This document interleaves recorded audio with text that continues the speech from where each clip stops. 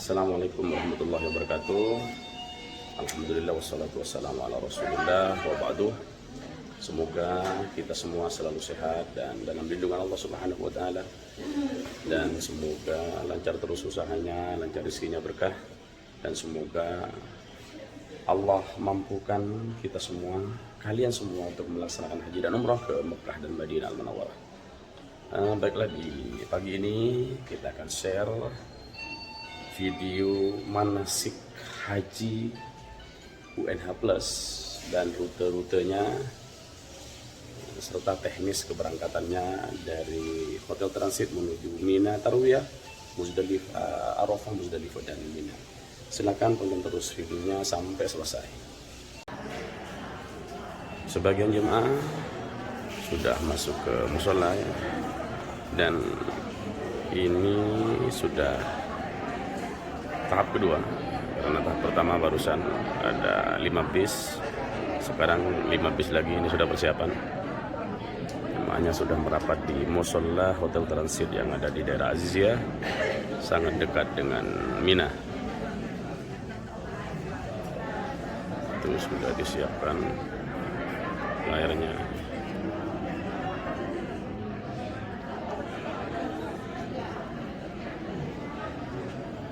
Anni manasikakum, dan ulama yang sekarang keempat, acara sudah mulai. Yang keempat sepakat bahwasanya wa kullu man bi ghairi ilmin ya'malu a'maluhu mardudatun la tuqbalu. Maka barang siapapun yang melaksanakan suatu hal ibadah apapun, termasuk ibadah haji, dengan tanpa landasan ilmunya, maka amal ibadah tersebut tidak akan diterima oleh Allah Subhanahu wa ta'ala. Maka para bapak, ayah bundaku yang tercinta, pada pagi hari ini kami sengaja mengumpulkan ayah bundaku mulai dari bis 5 sampai bis 8 di tempat yang insya Allah diberkahi oleh Allah Subhanahu wa ta'ala ini. Matani Ummul Quran surah Al-Fatihah bersama, dan akan dilanjutkan dengan mata rantai acara yang kedua, yaitu penyampaian manasik, yang mana dalam hal ini akan disampaikan langsung oleh guru kita, pembimbing kita, Ustadz Dev Aryan Yusuf, dan akan dilanjut dengan penyampaian teknis keberangkatan kita dari hotel transit menuju ke Mina, dari Mina menuju ke Padang Arafah, dan sampai pelaksanaan ibadah haji kita nantinya sampai selesai, yang mana hal tersebut akan disampaikan langsung oleh bunda kita tercinta, Ustazah Ibunda Hajah Darneli Buril. Maka para bapak ibu yang kami hormati, untuk lebih mengefisien waktu, mari kita bersama-sama kita buka acara ini dengan kita membaca Sab'an Mathani atau Ummul Quran surah Al-Fatihah. Harapan mudah-mudahan acara pada pagi hari ini berjalan dengan lancar sesuai dengan harapan kita semua. Amin ya rabbal alamin. Wa ala hadhihi niyyah wa ala kulli niyatin shalihah. Al-Fatihah. A'udzu billahi minasyaitonir rajim. Bismillahirrahmanirrahim. Alhamdulillahi rabbil alamin arrahmanir rahim maliki yaumiddin. Iyyaka na'budu wa iyyaka nasta'in. Ihdinas shiratal mustaqim. Shiratal ladzina an'amta 'alaihim ghairil maghdubi 'alaihim. Baik, para bapak ibu yang dirahmati oleh Allah Subhanahu wa ta'ala, langsung Itu kita jembatan menginjak pada Mina, mata rantai acara yang kedua, monorail yaitu kereta api manasik. Mina itu. Dan kita langsung Sangat dekat. saja kita panggil Al Ustadz Dev Aryan Yusuf. Waktu dan tempat kami hadirkan. Assalamualaikum warahmatullahi wabarakatuh. Bismillahirrahmanirrahim. Alhamdulillahirabbil alamin. Wassalatu wassalamu ala Rasulillah wa ala alihi wa sahbihi wa mawalah wa la haula wa la quwwata illa billah. Amma ba'du. Mudah-mudahan semua yang hadir di 5 sampai bis 8 sehat walafiat. Amin, amin. Dan umur yang barokah. Amin. Kita akan review sedikit manasik yang sudah pernah disampaikan di tanah air. ada manasik di tanah air, ada buku manasik. Nah sekarang kita review khusus manasik hajinya. Kalau manasik umrohnya sudah, alhamdulillah sudah kelar. Sekarang kita belajar sedikit review tentang manasik hajinya. Karena hari ini Bapak Ibu sudah ada di hotel transit. Sebentar lagi sampai pada puncak tujuan kita, yaitu haji. Maka perlu kita review lagi. Ini sebagai ikhtiar kita. Ikhtiar kita untuk mencapai haji yang mabrur adalah mempersiapkan diri dengan bekal ilmu. Nah, ikhtiar kita ulang-ulang, ilmu semakin sering diulang, insya Allah mudah-mudahan semakin melekat dan memudahkan kita di dalam menjalankan semua rangkaian ibadah haji. Oleh karena itu, saya mau bikin kesepakatan dulu. Selama acara berlangsung tidak ada yang tidur. Soalnya hawa-hawanya ini muka-mukanya kelihatannya udah udah agak ini ngantuk ini ya. Atau mungkin tadi sambil nunggu sesi pertama, nunggu sesi kedua sambil tidur, begitu udah sesi kedua dibangunkan, mungkin nyawanya belum kumpul. Nah, dimohon semuanya on ya, semuanya mengikuti supaya penjelasannya bisa ditangkap dengan baik. Boleh ngantuk asal jangan tidur. Ya. Oke, kita akan langsung saja Bapak Ibu. Prosesi haji Arafah, Muzdalifah, Mina. Sekarang disingkat Ar-Musna. Dulu disingkat Ar-Mina. Arafah, Mina ya. Tapi rupanya pemerintah sadar, Ar-Mina sudah ada yang punya rupanya ya.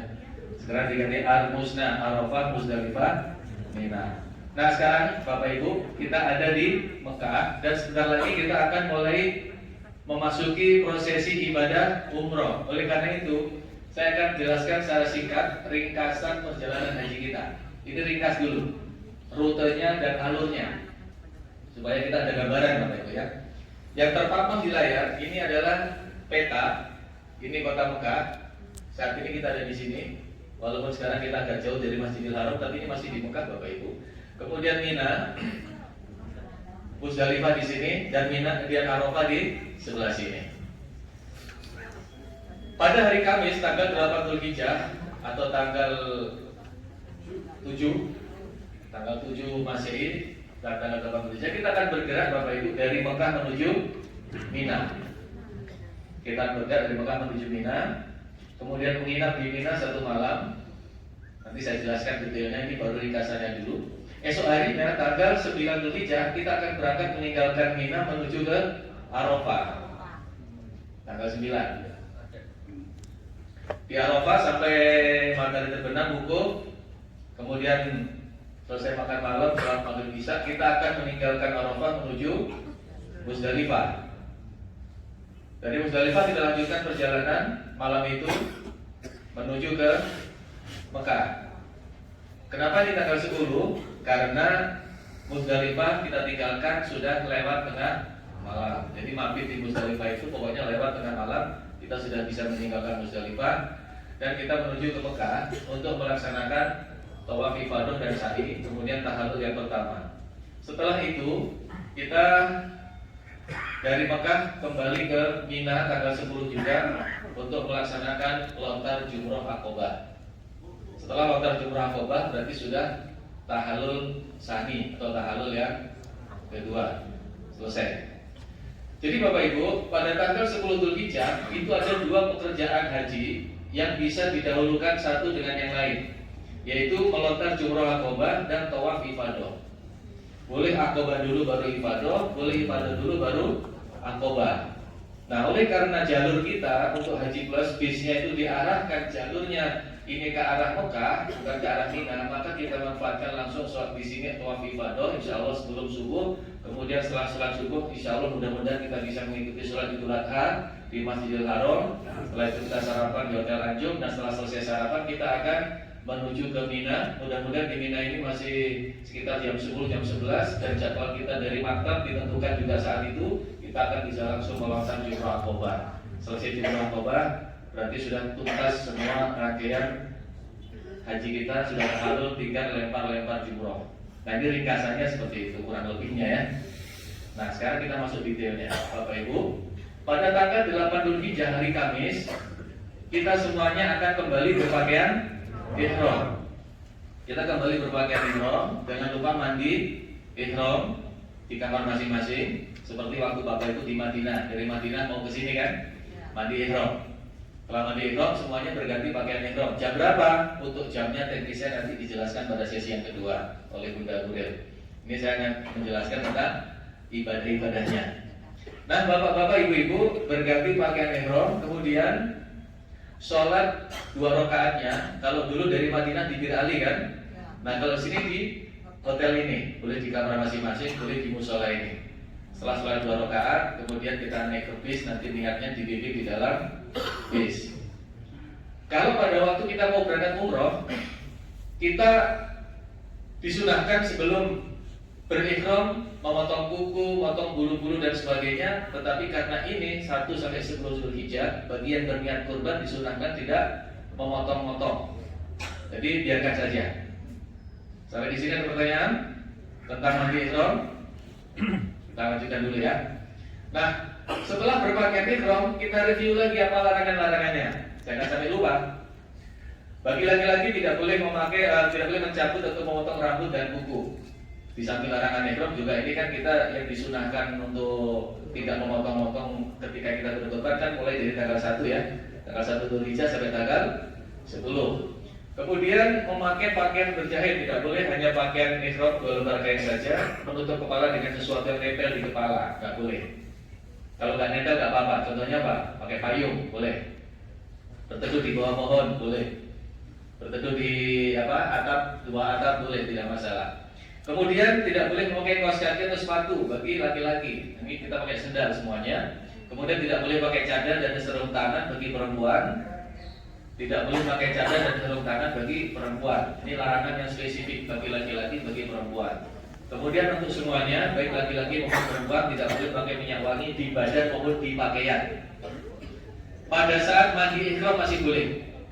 Pada saat mandi ihram pakai sabun, pakai shampoo, setelah mandi pakai deodoran, pakai wangi-wangi di badan boleh. Bapak-bapak pakai minyak rambut supaya rambutnya rapi boleh. Larangan ini berlaku ketika sudah berpakaian ihram dan sudah melapatkan niat, seperti yang kemarin di Madinah. Kemudian jika terjadi pelanggaran di atas, ada pelanggaran-pelanggaran dari larangan di atas, maka kena fidyah. Fidyahnya atau dendanya bisa pilih dari 3 pilihan: menyembelih kambing, atau berpuasa 3 hari, atau memberikan sedekah, memberi makan kepada 6 orang miskin. Mungkin Bapak Ibu merasa tidak ada pelanggaran di sini, tapi mungkin Bapak Ibu merasa kok aku kayaknya nggak tenang ya, kayaknya kemarin ada rambut yang rontok, kok kayaknya kemarin ada pelanggaran ini. Udah, daripada kayaknya supaya tenang, disempurnakan, udahlah saya mau sedekah ke 6 orang. 1 orang kasih aja 10 rial ke 6 orang miskin yang nyapu-nyapu di jalan itu, sebagai penyempurna. Barangkali ada was-was dalam larangan-larangan ihram ini. Kemudian tidak boleh berburu atau membunuh hewan buruan atau membantu orang lain yang berburu. Insya Allah nggak ada yang berburu di sini ya. Nah, ini dendanya kalau sampai ada yang berburu, membayar denda seharga hewan yang diburu tersebut. Kemudian tidak boleh meminang, menikah atau menikahkan. Tidak boleh rofas. Nah ini, berbuat atau berbicara dapat membangkitkan syahwat. Yang suami istri walaupun halal, tapi ketika sedang berpakaian ihram dijaga ya, jangan sampai rofas, jangan sampai nimbul syahwat. Apalagi bukan suami istri. Ibu-ibu, maaf ya, bapak-bapak nanti 3 hari di Mina, insya Allah 2 hari pakai pakaian ihram. Ya, jadi ibu-ibu jangan berpikiran yang macam-macam ketika melihat laki-laki berpakaian ihram.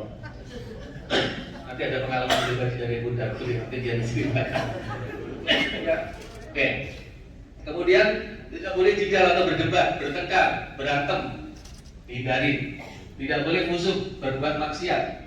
Berbuat maksiat apa saja dihindari. Apabila terjadi pelanggaran-pelanggaran ini, menikah atau rofas, jidal, busuk, tidak ada nilai denda yang ditentukan, tetapi itu tergolong perbuatan dosa. Jadi harus perbanyak istighfar, banyak mengaku kepada Allah. Oleh karena itu dihindari, jangan sampai ini terjadi. Kemudian dilarang berhubungan suami istri ketika sedang berpakaian ihram. Jadi sekali lagi saya tekankan, larangan ini ketika sedang berihram.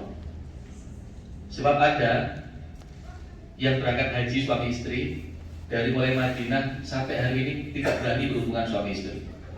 Katanya apa? Selama berhaji tak boleh hubungan suami istri. Siapa yang bilang?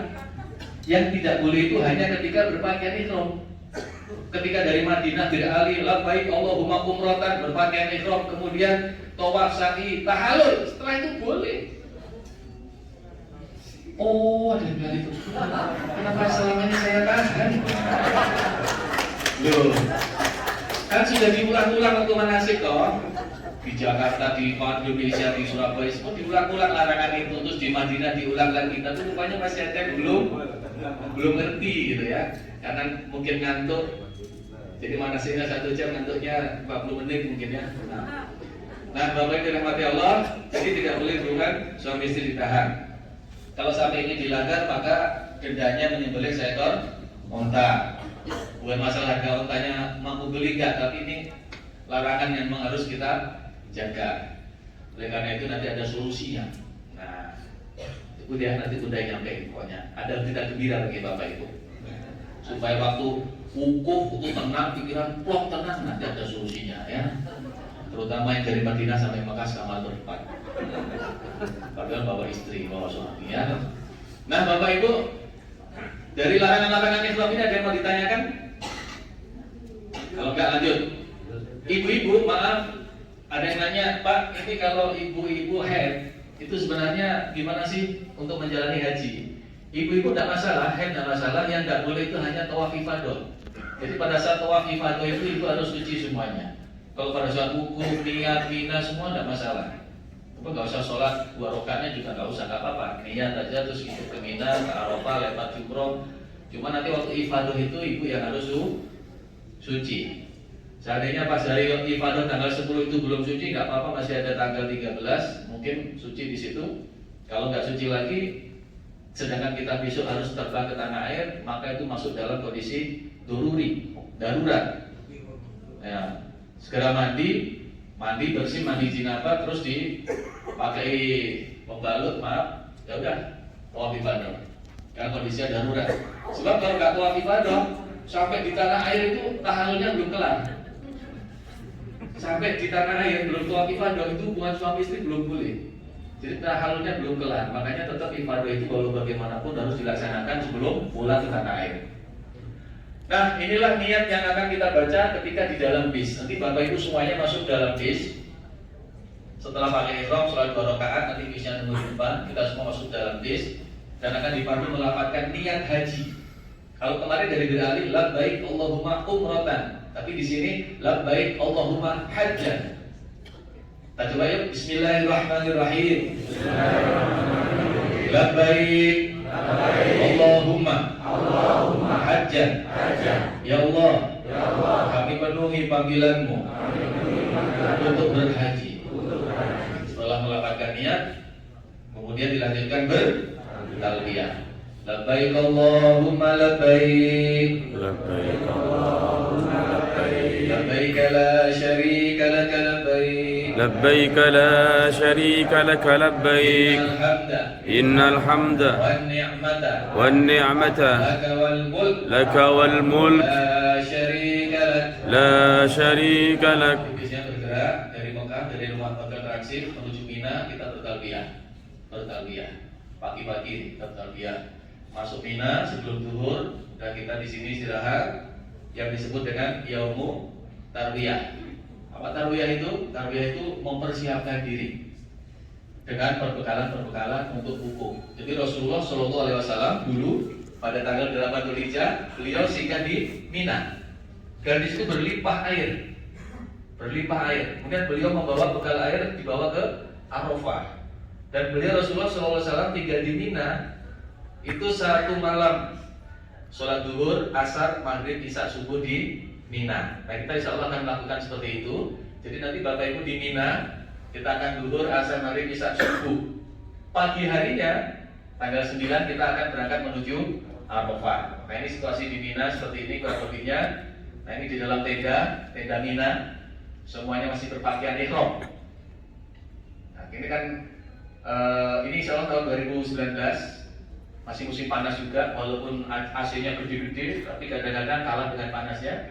Jika bapak-bapak kadang pakai ihramnya yang atas dibuka seperti ini, nggak masalah.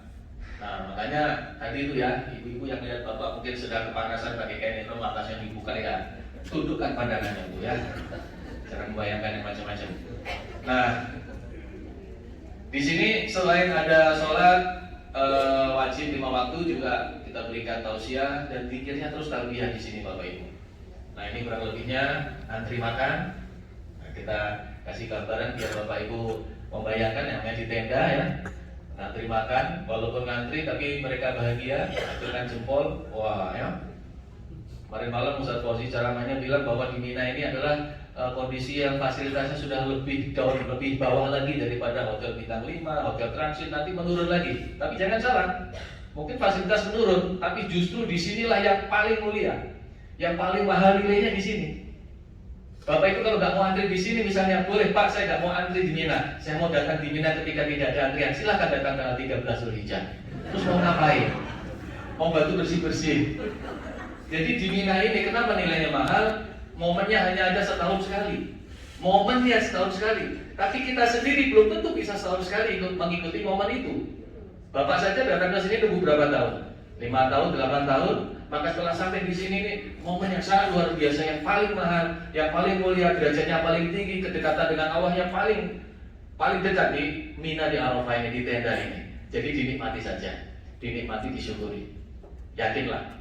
Nanti setelah pulang, Bapak Ibu yang diceritakan banyak itu bukan di hotel bintang 5, tidak, tapi justru keindahan dan sukacitanya bukan suka dukanya, sukacitanya ketika berada di Mina, ketika berada di tenda seperti ini. Nah ibu-ibu juga ngantri karena siang panas, pakai topi, ada yang pakai melindungi kepalanya pakai nampan yang mau buat ngantri makan. Alhamdulillah akhirnya dapat juga langsung 2 piring, ya mungkin karena ada nitip, jangan suzon ya. Ada nitip temannya di tenda tidak diambilin ya, jeruknya juga 2. Kadang-kadang yang ngambil pisangnya 3 langsung ya diselipkan di bawah kasur. Tadi Bunda cerita ketika itu dibongkar petugas Bapak Ibu, ternyata itu di bawah kasur banyak apel, banyak jeruk. Nah, belum yang di Madinah, di Mekah itu dikumpulin, maaf ya, ada ibu-ibu tuh yang sekali ngambil apel, ngambil jeruk, ngambil buah itu 7, 8. Itu memang gak dimakan, sengaja mau dibawa pulang ke tanah air, buat oleh-oleh cucunya. Kenapa saya tahu? Karena kejadian di Bandara Makassar waktu itu ada ibu-ibu tasnya jebol, begitu jebol gelundung semua itu apa? Ya Allah, 12 hari umrah itu ngumpulin apel sebanyak itu Bapak Ibu ya. Katanya berkah dari Madinah. Nah Bapak Ibu dirahmati Allah, inilah suasana antrian makan. Nah kemudian tanggal 9 pagi kita akan meninggalkan Mina menuju langsung ke Arafah. Kita akan melaksanakan ibadah wukuf di Arafah. Mungkin sampai Arafah ini sebelum zuhur sekitar jam 10, jam 9 gunakan untuk istirahat atau Bapak Ibu sedang menikmati suasana, atau mungkin mau menelpon keluarganya sebelum berwukuf. Nanti kalau sudah wukuf minta jangan diganggu selama wukuf dan sebagainya. Nah yang penting sebelum zuhur gunakan untuk istirahat. Supaya apa? Pada saat wukuf nanti Bapak Ibu tidak ada yang tidur. Itu waktu yang sangat mahal. Jadi mulai zuhur sampai matahari terbenam jangan ada yang tidur, jangan ada yang ngantuk. Gunakan untuk doa, zikir. Doa-doa titipan juga banyak nanti sampaikan di sini, baca di sini. Nah, dari Mina ke Arafah ini masih talbiyah Bapak Ibu. Sepanjang perjalanan bertalbiyah sampai pelaksanaan wukuf, zikirnya masih talbiyah. Nah, kemudian setelah selesai wukuf, ini suasana wukuf dulu ya, kita tampilkan di sini. Nah, seperti ini. Ketika menjelang matahari masuk waktu zuhur, kita akan kumpul, zikir bersama. Kemudian ada khutbah Arafah disampaikan oleh para ustadz kita. Ini siapa ini? Oke, kenal nih. Ini Pak Piatus bukan? Iya ya, terkenal ya di TV itu ya. Masya Allah. Ini kemudian, nah ini adalah doa masing-masing. Nanti kurang lebih doa terpimpinnya itu dari mulai zuhur sampai jam 3. Setelah itu Bapak Ibu dibebaskan, mau doa masing-masing silakan. Mau berdua suami istri cari tempat yang nyaman silakan. Yang penting nyaman untuk berdoa. Ini waktu private time kita dengan Allah tanpa penghalang dan diaminkan jutaan malaikat. Termasuk doa-doa titipan bacakan di sini semuanya. Amanah itu. Jangan doa titipan dikumpulkan terus berdoa, ya Allah, Kau Maha tahu isi doa ini kabulkan semuanya. Nah, terus Pak, kalau saya mendoakan orang lain, saya doa sendiri kapan? Loh, Bapak Ibu jangan salah. Ketika Bapak Ibu mendoakan orang lain, doa-doa yang baik itu kembali kepada Bapak Ibu yang mendoakan. Kan hadisnya seperti itu. Ketika kita mendoakan orang lain, maka malaikat mengatakan walaka bimislim. Ada orang nitip doa minta supaya bisa beli rumah, sedangkan bapak ibu maaf rumahnya masih kontrak. Ini apa ini? Orang minta doa biar beli rumah, aku aja masih kontrak. Enak aja. Jangan begitu, doakan saja. Ya Allah, ini si Pak Ijo, ya Allah izinkan supaya bisa beli rumah ya Allah. Maka mereka mengatakan walaka bimislim. Semoga kamu juga dapat seperti itu. Untuk apa? Untuk banget?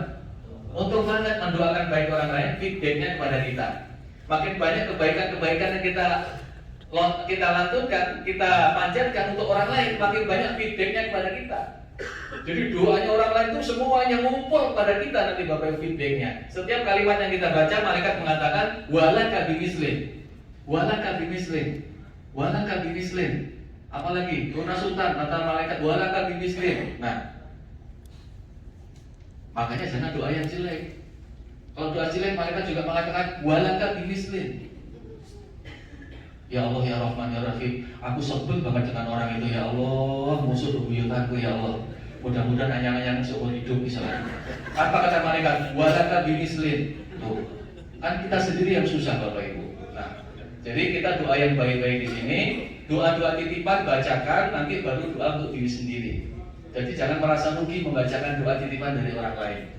Nah, kemudian ada lagi yang pilih tempat di luar. Ini foto ini saya ambil waktu haji bulan Desember, jadi musim dingin masih bisa doa di luar. Tapi sekarang nggak mungkin, yang panas sekali. Di dalam silakan dari tempat yang nyaman. Makanya ini yang pasangan suami istri berdua doa. Nah, ini yang bawa istri sendirian pojok nempel hasil. Kan? Pokoknya dari tempat yang nyaman aja Bapak Ibu untuk berdoa. Nah, kemudian sebelum matahari terbenam tidak boleh meninggalkan Arafah. Hati-hati.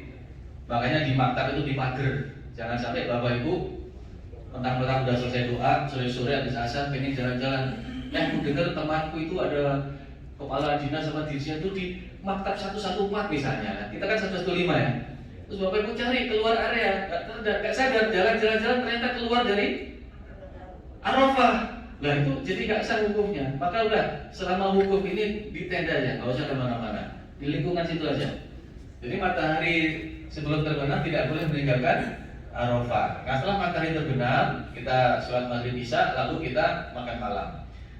Setelah itu kita akan bergerak menuju ke Musdalifah. Nah Bapak Ibu, Rasulullah SAW sholat maghrib isya-nya di Musdalifah di jamak takhir.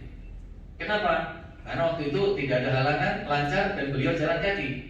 Begitu matahari terbenam, Nabi Muhammad keluar dari Arafah. Nyampe Musdalifah masih kebagian waktu jamak takhir isya. Kondisinya berbeda dengan sekarang. Kita naik bis, kemungkinan macet dan sebagainya. Daripada masuk Musdalifahnya isya-nya sudah lewat, kita maghrib isya di jamak takdim di Arafah. Tidak mengurangi kesempurnaan ibadah haji kita. Nah kemudian setelah di Musdalifah, kita akan singgah nunggu tengah malam lewat.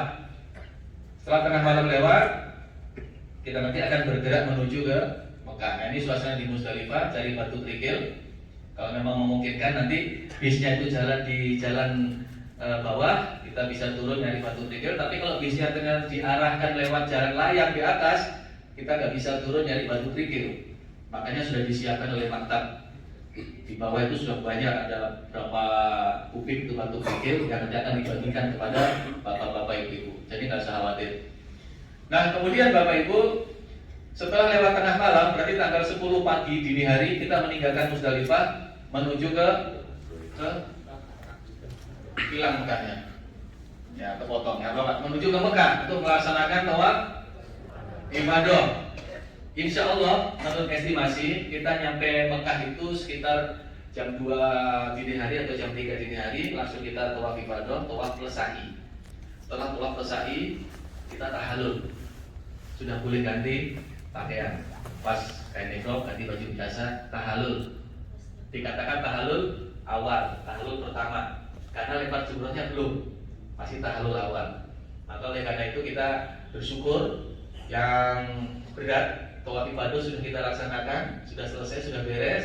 Kemudian habis sholat subuh kita tunggu sejenak di masjid sambil mengikuti jalannya sholat Idul Adha. Alhamdulillah ya. Nah setelah sholat Idul Adha selesai, kita sarapan di Hotel Anjum. Samping Masjidil Haram ada hotel namanya Hotel Anjum, kita sarapan di sini. Setelah itu selesai sarapan sekitar jam 9 kita meninggalkan, jam 9 jam 10 kita meninggalkan Mekah, kita menuju ke Mina, kembali ke Mina lagi untuk persiapan apa? Melontar jumroh Aqobah. Ini pada tanggal 10 Dzulhijjah. Kita kembali ke Mina, sampai di tenda Mina, kita tunggu jadwal dari maktab, kita melontar jam berapa. Kalau misalnya melontar pagi itu, kita turun dari bis, langsung aja siap-siap melontar jumroh. Jaraknya deket. Dari rumah transit ini, hotel transit, ini belakang itu sudah tempat melempar jumroh. Masih lebih dekat tenda kita Makkah 15 ke lempar jumroh daripada sini ke lempar jumroh. Itu saja ada loh bapak-bapak yang tinggal di sini ini sekarang ini, kemarin apa tadi pagi itu jalan-jalan ke tempat lempar jumroh. Nyampe sana tadi. Ada di sini. Oh itu Pak. Kalau yang tadi dapat hadiah, dapat hadiah sudah. Kasih hadiah nanti Pak. Nah, jadi Bapak Ibu yang dirahmati Allah, tanggal 10 kita di Mina. Tanggal 10 kita di Mina. Begitu nyampe di tenda Mina, kita akan bersama-sama persiapan melontar jumroh Aqobah. Loh kok pas ini kok fotonya masih pakai kayak ini loh. Ini foto tahun 2019. Yang pelaksananya Aqobah dulu baru Ifadah. Nah, sekarang kita coba Ifadah dulu baru Aqobah. Kemungkinan nanti Aqobahnya sudah tidak pakai kain ihram lagi. Karena sudah ganti pakaian biasa, sudah tahallul awal.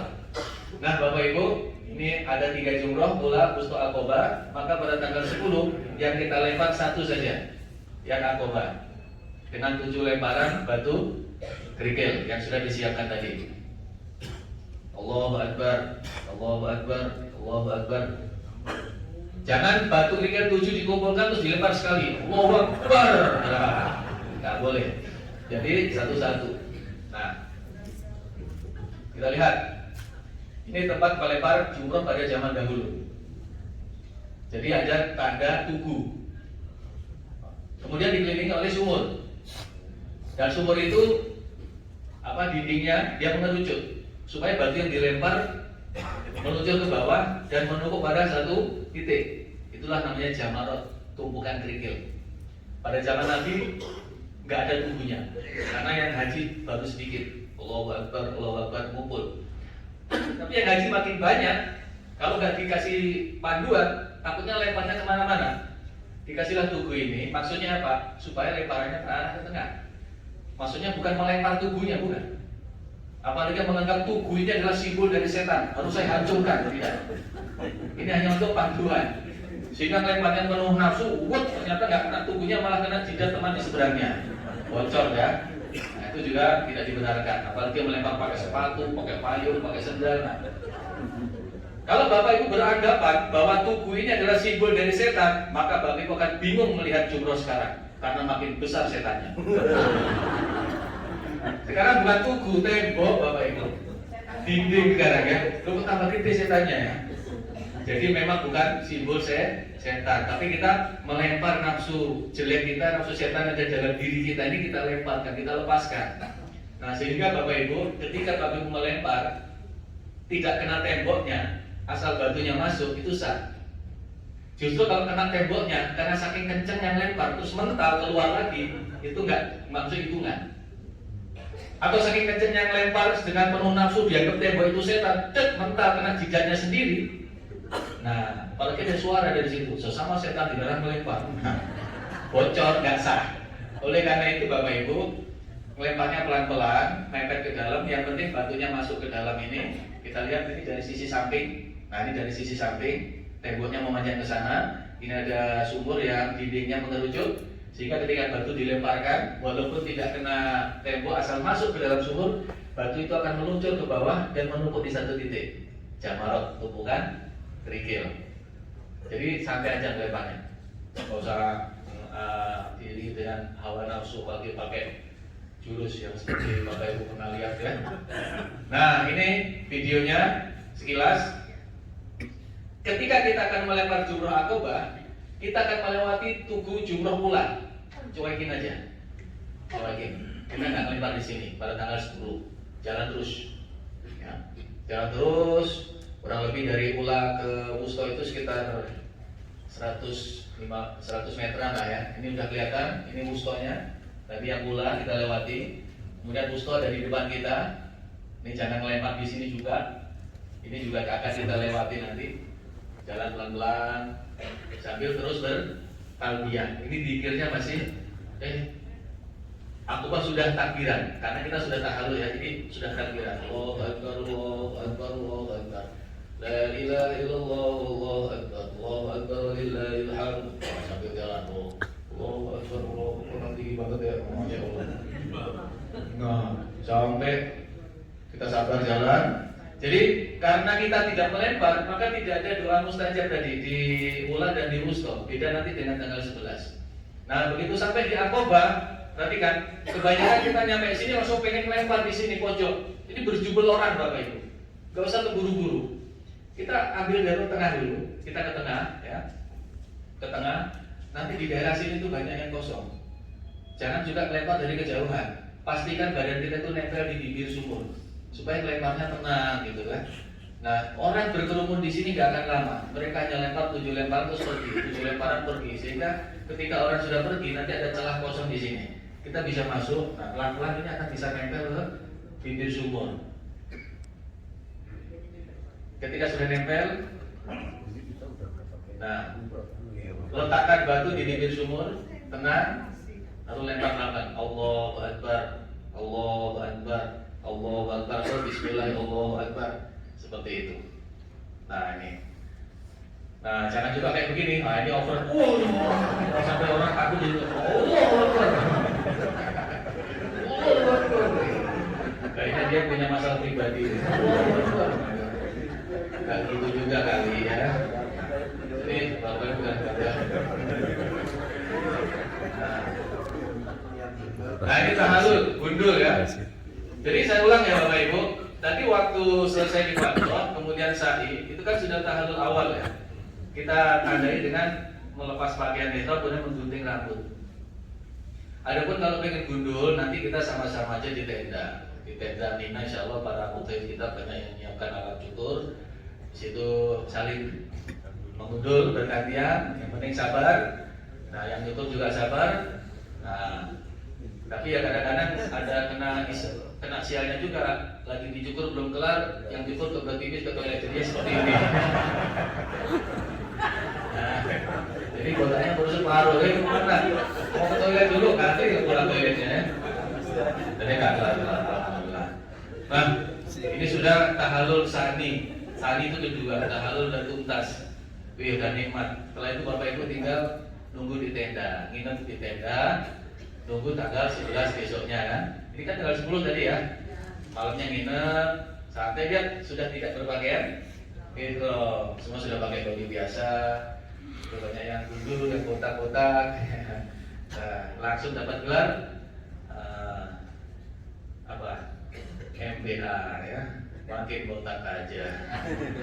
Nah, Bapak Ibu dirahmati Allah, di sini kegiatannya apa?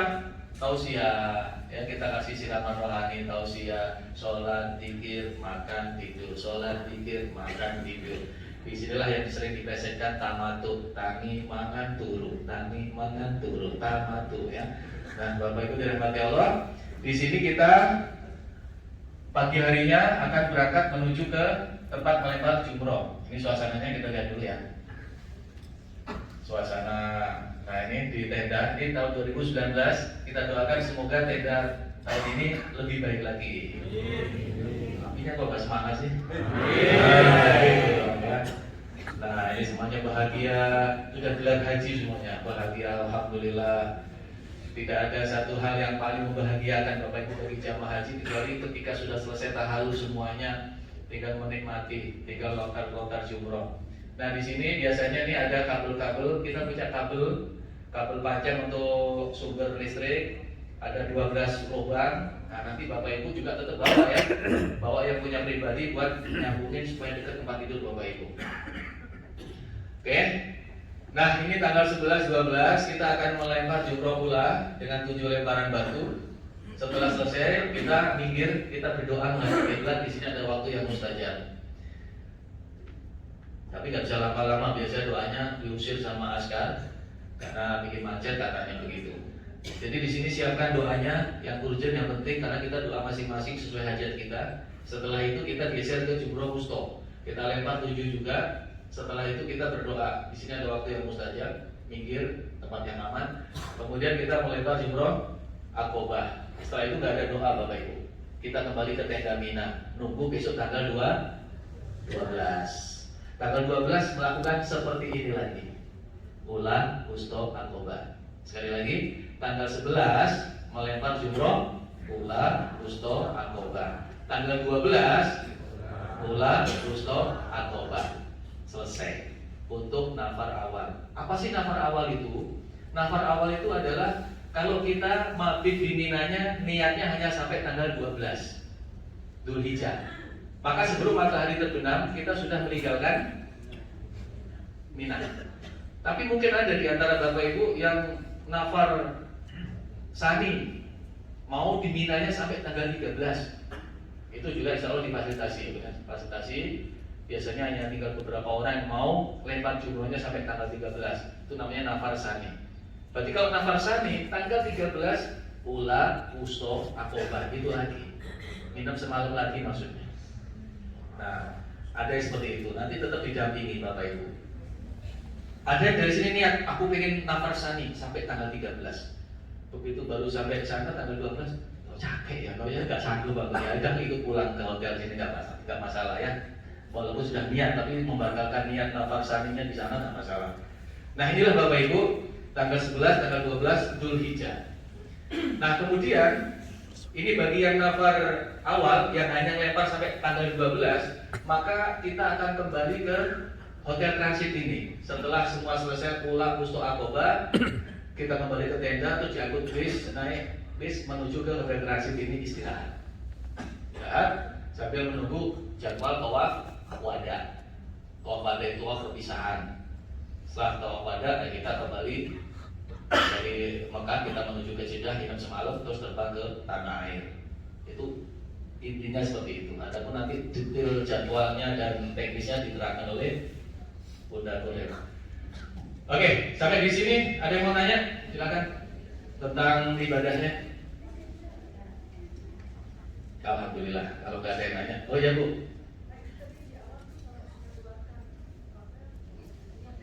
Apa Bu? Sholat 2 rakaat. Sunnah. Bisa sunnah mutlak, bisa sunnah qabla ihram, pokoknya sholat 2 rakaat. Nah, Nabi Muhammad juga tidak menyebutkan niatnya apa, beliau sholat 2 rakaat. Niatnya silakan. Ayo, apa lagi? Ya Pak. Pada waktu kita tanggal 11-12 itu, kita dalam keadaan berwudu. Tidak, melempar jumroh tidak harus punya wudu. Makanya ibu-ibu yang haid juga tidak masalah. Ya, ada lagi? Wah, senang deh kalau ada yang nanya ya. Berarti udah paham semuanya Pak ya? Udah benar paham, kan bingung ya? Tenang Pak. Bu, saya Pak Kiai Agus, Pak Ustadz yang lain, Pak Ustadz Fauzi, para mutuin kita masih ada di sini. Nanti mungkin ketemu waktu makan, ketemu waktu sholat, ketemu lagi di lobi. Tiba-tiba muncul pertanyaan, tanyakan. Gak masalah, tanyakan aja langsung. Karena mungkin sekarang belum ada yang mau ditanyakan, tiba-tiba pas mau tidur merenung, oh iya ini, kalau gini gimana ya? Tanyain aja, jangan malu-malu. Supaya semuanya jelas dan mudah-mudahan semuanya mendapatkan haji yang Mabrur, amin. Itu saja karena waktunya dibagi-bagi. Oh iya silakan. Ya, kalau untuk lempar jumroh itu barangkali kan ada yang mungkin atau yang mungkin agak sulit untuk mendekat. Itu apakah bisa dilakukan? Bisa. Bisa. Bapak nanti Bapak Ibu yang berhalangan gak kuat mau lempar jumroh, sakit dan sebagainya, silakan menghubungi Ustadz di bisnya masing-masing. Nanti akan diberikan solusi bagaimana cara untuk mewakilkannya. Bisa diwakili Pak. Ya. Lagi, ya Pak. Waktu ada yang lempar sani itu, apakah ditemani mental? Iya, ditemani. Nanti laporan aja, Bapak yang mau nafar sani di bisnya masing-masing, kemudian dikumpulkan nanti siapa berapa orang, nanti akan didampingi, tetap didampingi. Kalau ada itu sama ya, jadi nafar awal sama tahu ada. Tawaf wada sama Pak. Pokoknya yang grup 1 yang berangkat tanggal 16, tanggal 17 itu ya bersama-sama grup 1 tawaf wadahnya. Yang grup 2 yang berangkat tanggal 18 tawaf wadahnya kan sama-sama semuanya, dibimbing semuanya. Ya, ada lagi mau nanya? Ya Pak. Tidak, tawaf wadah pakai baju biasa. Ya langsung kita berangkat dari sini dulu. Kan nanti kita istirahat dulu di sini Pak. Baru nanti diumumkan jadwal tawaf wadah. Kita siap-siap aja, ambil air wudhu pakai baju biasa. Kita naik bis ke Masjidil Haram, tawaf wadah 7 putaran 2 rakaat selesai, nggak pakai sa'i. Kenapa? Enggak, ini secara hukum dulu Pak. Maaf ya, secara hukum dulu ya. Nanti kalau teknis kan beda. Jadi secara hukum dulu, secara hukum, ketika tawaf wadah sudah tidak berpakaian ihram. Tapi secara teknis, nah nanti kita lihat situasi dan kondisi. Apakah kita mau pakai ihram semua supaya bisa masuk ke pelataran tawaf? Apakah tanpa pakaian ihram baju biasa tapi di atas? Nanti lihat sikon Pak ya. Kita lihat sikon aja nanti biar disurvei dulu kondisinya seperti apa. Oke, ada lagi yang mau nanya? Ya Pak. Ya.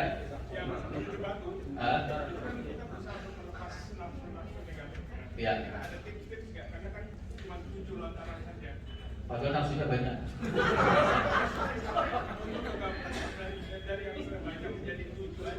Dari sifat guru kita itu Pak, kita pilih, kita screening mana, kan tiap orang beda-beda ya Pak ya. Maka kita makanya di Mina itu kan merenung. Waktu kita tarwiyah itu bisa untuk merenung. Waktu di sini juga di rumah kasih merenung. Kira-kira sifat jelek saya itu apa?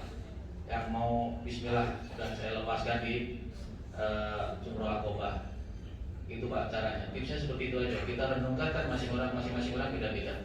Kira-kira di antara sifat jelek itu apa? 7 yang paling nggak suka, yang paling memang udah kecanduan dan pengen ditinggalkan misalnya seperti itu ya.